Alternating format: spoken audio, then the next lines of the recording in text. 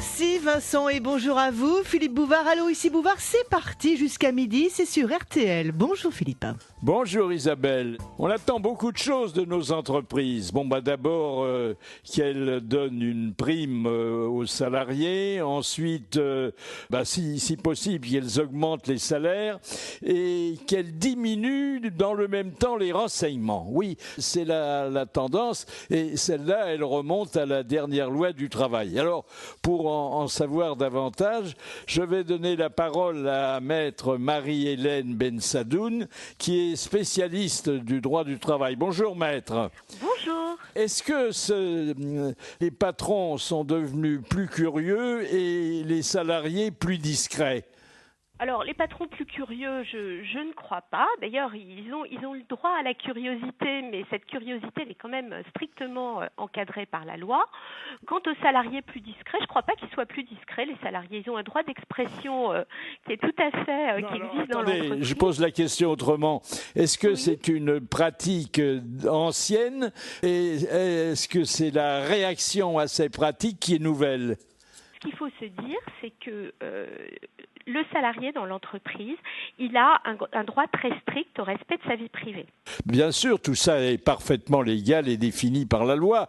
Mais enfin, quand il est interdit à un patron de se renseigner sur les origines raciales d'un salarié, sur ses appartenances syndicales, sur ses convictions religieuses et philosophiques, sur son éventuelle arrivée en France et sa naturalisation, il n'y a plus finalement aucun renseignement sur la fiche.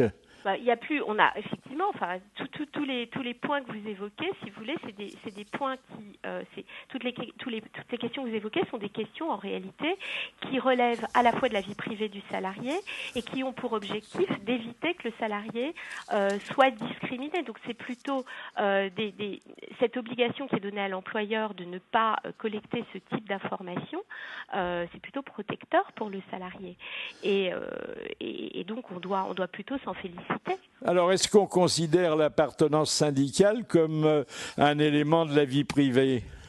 Alors, l'appartenance syndicale n'est pas à proprement parler un élément de la vie privée, mais en tous les cas, c'est une donnée qui ne peut pas être prise en considération par l'employeur au moment d'embaucher un salarié ou au moment de l'évaluer dans le cadre de ses fonctions pour je dirais, lui accorder une augmentation ou pour le nommer à de nouvelles fonctions. L'appartenance syndicale, c'est quelque chose qui doit être totalement neutre dans l'évolution du salarié au sein de l'entreprise. Bon. Alors, le législateur s'est également montré très vétilleux pour tout ce qui concernait la santé. En fait, si c'est pas lié très étroitement au travail et au poste proposé ou exercé, il faut passer outre.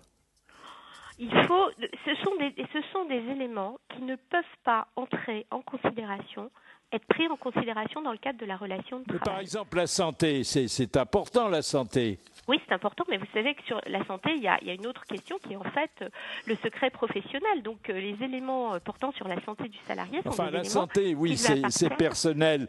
Mais je veux dire que si on n'est pas en bonne santé, on ne va pas pouvoir travailler. Alors ça, si vous voulez, effectivement, mais là vous avez, on aborde une autre question qui est celle de la protection du salarié au sein de l'entreprise et notamment de la médecine du travail, c'est-à-dire qu'un salarié qui va être malade, il va aller voir le médecin du travail et le médecin du travail va donner des directives à l'employeur, à l'entreprise pour éventuellement le mettre dans un poste qui sera adapté au handicap ou aux difficultés qu'il va avoir au sein de l'entreprise. Alors naturellement, le plus important, c'est le fait de ne pas pouvoir aborder les convictions religieuses et même ce qu'on appelle pudiquement l'orientation sexuelle. Oui. Mais c'est pas, à mon avis, c'est plutôt une bonne chose, non? Vous pensez pas? Oui, non, mais attendez, je ne dis pas que ce soit mauvais. J'appartiens à une génération où on disait tout à son patron. Bon, enfin, tout ce qu'on pouvait dire, et d'ailleurs, quand on disait pas tout, il insistait pas lourdement. Et aujourd'hui, je m'aperçois que dans les mêmes conditions, on peut garder un silence complet, même sur la taille, même sur le poids, même sur les emprunts qu'on a pu contracter. Non, mais c'est pas on peut, c'est on doit. C'est plus important, c'est inscrit dans la loi. Parce que tous les points que vous évoquez sont des points qui peuvent donner lieu à discrimination. Et donc, dans ce cas-là, bien évidemment, on ne peut pas prendre en considération ces données pour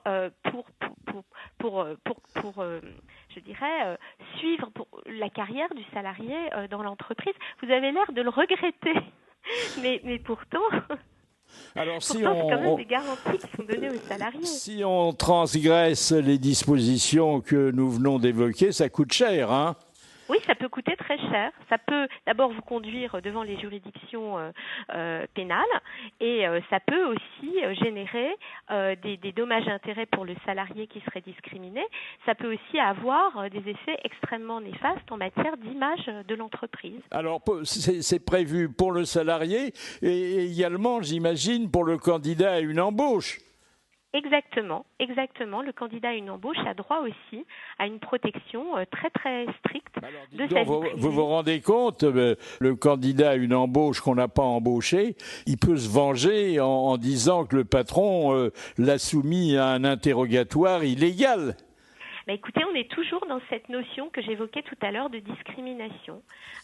On ne peut pas discriminer un candidat à l'embauche. On doit examiner. Alors évidemment, ça ne veut pas dire qu'à partir du moment où vous avez un candidat, vous pouvez pas, vous êtes obligé de l'embaucher. Vous devez faire votre choix sur des critères qui soient des critères objectifs et qui ne prennent pas en considération des données qui soient des données personnelles.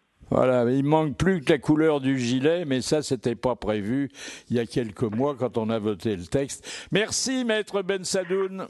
Au revoir, Monsieur Bouvard. Allô, ici Bouvard sur RTL.